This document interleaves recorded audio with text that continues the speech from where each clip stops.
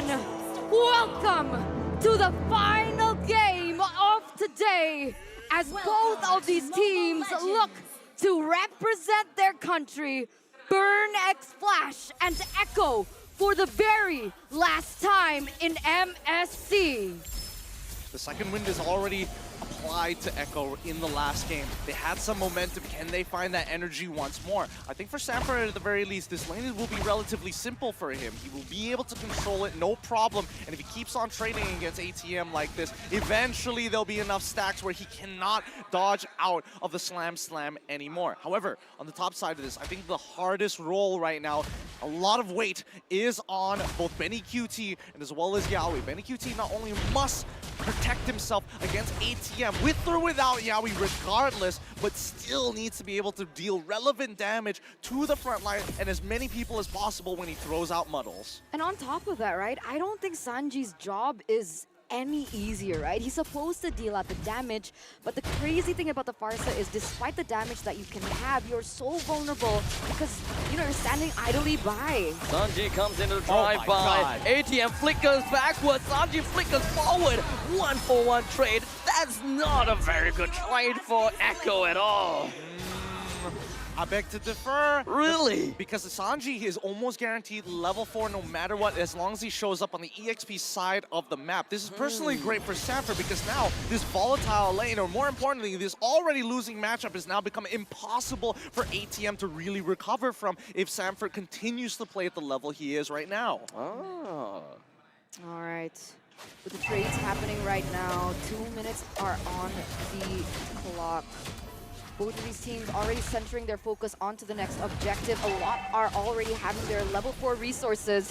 Let's see how this pans out. ATM just hit level 4, and thus he will be going in with the bravest warriors, just jumping right in. Big stunts onto Kaltizi and Sanji. Unfortunately, untimely, because he would have been able to stop Kaltizi with their retribution.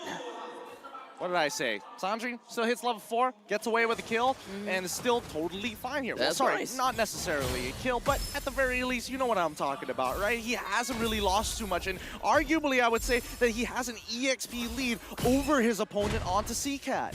But even if Sanji is going to be able to get those levels, to get that farm, later on, I feel like it's going to be a little bit more difficult to have an impact in those team fights. I'm going to continue later. Sanji is back down to the bottom lane, slams, and everything just going to be thrown right at ATM. And of course, the split attaches himself onto the ATM. Sanji and Sanford back as a dynamic duo. Yeah, ATM's not having the bestest of times. 0-1 already here in the first 3 minutes. They are still trying to just uneven that lane matchup. But now CCAT. Well, at least there is an RWM to keep himself intact and root himself down onto the ground. Kaltizi, Sanji, and Sanford unfortunately missed that opportunity. Oh, thank God Kaltizi didn't die there. He really needs to hit level 7 right now. But is able to power farm the rest of his remaining jungle camps if he decided to fall. And now Yawi doesn't really quite have a lot of help to work with. Benny QT immediately dashes forward and the counter protection is going to be working out for him. Yawi connects down. He doesn't have a lot of help to work with. But unfortunately, Sanji's Phantom aspect is a little bit too far. He wasn't able to quite connect. But it's going to be a 1-for-1 trade. Shama is dead for an exchange for the Roma. CCAT all the way down in middle lane. Kaltizi, he doesn't have the retribution, but he still manages to get the kill down onto CCAT. I love this, right? Already the first few minutes of the game, you can see trades happening left and right, but so far, Echo is still leading in economy. And ATM completely cornered down. Sanford and Kaltizi win. Even Sanji, they're all in here. Oh, no, the big start from ATM, almost doing something on the Kaltizi. He's still alive. He wanted to get himself out so badly, but he wasn't able to. Beautifully done by Kaltizi. Now the hardest part is securing this next objective. Phantom airstrike slams down an artillery barrage. Allows Kaltizi to eventually get the turtle, and the rest of Echo backs themselves out of there. It's so insane, right? Because Burn X Flash were trying to put Echo in a really discomfort. And the fact that Carl TZ was so low, I thought that perhaps they couldn't contest it. But even despite being thrown everything in the arsenal of Burnex Flash, he was still able to secure that retribution. And that is the Carl TZ we know and love. Absolutely, right? This team, Echo, was known for having just a little bit of momentum and stretching a lead so far across the board that it felt impossible to come back from. And this is how Echo is going to be playing. They're on a comp that they're comfortable with, that they played hours and hours of scrims every single day to get to this level. Just raw instincts coming out of them. You can see how sharp they are. They smell that this is that last game. And if they finish this quick, they get to go home early. Right now, that lane matchup, right? Carry as well as a Benny QT. Both of them are at the same level. Whereas, who's supposed to win in this early game? Well, I mean, Echo is supposed to win in this early game. Maybe not necessarily the mid lane, but at least for the side lanes, right? That's why you're seeing that BXF are making sure that they are utilizing both their jungle as well as their roam support to come up onto this top side to really affect the lane that matters. And in this case, it's going to be on Donut, right? He needs the gold. 3 versus 3, Sanji activates the artillery, pushes Shama, D7, and Donut out of the way, while Benny Cutie just gonna be hammering down and chipping the turrets down. Literally, this 3 versus 3 fight was teetering on a breaking point. Yeah, even in the bottom lane, it feels like things are getting a little stale here for both of them. I thought that perhaps maybe because of the early kills coming onto ATM, it would make it a little bit more in direction for Sanford. But the fact that ATM with that level 4 power spike, now things are getting a little bit more equal. How is that going to fare for both of these teams when they... Whoa, whoa, whoa, whoa! Yeah, we connect down onto Shama. They really want to buzz him down, but unfortunately, the Blessing of the Moon God is just going to be connecting. Sanford is still right on top of Shama, while ATM is all the way over to the back lines. It's Roma against 3. It's EXP laners against 3. But the thing is, Sanford might be able to get away, while ATM couldn't. That's the difference. Beautifully done. Beautifully done. Once again, we're seeing this is the lead, right? Even though ATM is like, yes, I'm trying to equalize. I should be more punished by Sanford. But the fact is that Sanford is walking away with 3 assists, not kills. And now Carl TZ is able to walk into enemy jungle territory. D7 barely manages to get away. That's rough. And this is what I was really concerned about coming into the drafts, right? We don't see the same amount of impact from D7 like we did before because of how Echo are so great at trying to split the map. But here we go, Yowie! That's not good for ATM! He's gonna be taken down once again. The middle lane turret is just about a sliver of health. Echo takes this game by the force, and ATM died 5 times already. I mean, look at this. The momentum that's being built by both Sanji and as well as Sanford is now influencing the rest. Everybody else feels it, right? The momentum pushing them forward. A 4.2k Echo starting to look back in form. And unfortunately for Burnex Flash, they're the ones looking a little sloppy now. They're the ones who have recognized that, oh man, this is how Echo felt in game 1 and in game 2. The curious thing is I was actually quite concerned with the Farsa pick. I didn't believe it. I wasn't convinced because of how much dive Burnex Flash has in their arsenal to cancel out. What? Yeah, we didn't connect with the Tyrant's Revenge, but at least that was a Tyrant's Rage, as well as the fact that Airstrike that ultimately ends Shama. Now, this is what we want to see coming in from Echo, right? A 4-in-1 split. Make sure that Glue, who is already super strong and dominating his lane, to keep his influence on that top side of the map. While the rest of Echo, they all need to be together. The raw damage that they have is more than enough to take out any member from the side of Burnex Flash if they start walking up. And better yet, if D7 pops his ult early, they could get the Glue to rotate down and pull someone out of position again and again and again. I mean, look at this. ATM is just watching this happen in front of his eyes. And now the purple buff gets stolen away by the hands of Carl TZ. Shama is slowly being starved out by Echo. And to make it even worse, the Lord is currently available. Carl TZ doesn't have... Oh wait, he still has his retribution. But he's nowhere near the Lord right now. It doesn't look like Burnex Flash want to go for a commit onto this. They're looking for something else there in the top side. Yeah, no contest whatsoever. Burnex Flash, they're letting it go to Echo.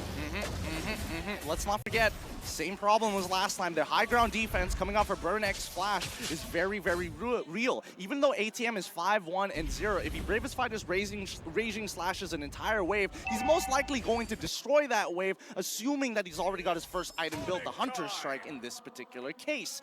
Other than that, Echo, they need to start fishing for people, right? Look for people to, you know, try and go for this wave. And I mean, ATM, and eventually ATM is not going to be worth killing anymore because he's not worth any gold. CCat and Shima are going to be the ones. Tyrant's Rage onto ATM. ATM flickers himself away. Kaltizi wants to push his advantage, but unfortunately not quite enough to bring him down in order to get the numbers advantage. Yeah, I really wanted to talk about that. If Yaoi can't go for a pick onto the members of Burn X Flash, I feel like the defense momentum for Burn X Flash is going to give them a little bit of an advantage.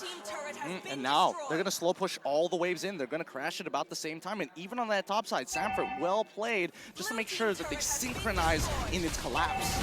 Now with all three lanes marching down together, with the Lord marching down the bottom lane with his trusty Trident, doesn't have to crash just yet. Sanji's HP doesn't look good, but never mind, he's still in artillery. Oh! ATM closes the gap, and that is going to be a 1-for-1 trade. Sanford is still taking on to the front lines. He still have a lot of goons. He's still going to be A-OK. Kaltizi, he's got a lot of health to still work with. Man, Benny QT is looking so big here. 3 levels above his opponent in Tondona, and now they are just absolutely showing the extended range. They can siege for days. Sanji, a little bit of a misplay, not gonna lie, trying to greed out for that feathered airstrike because, again, I think he was very confident that ATM would not be able to close the distance because they saw him use his flicker way earlier in the fight.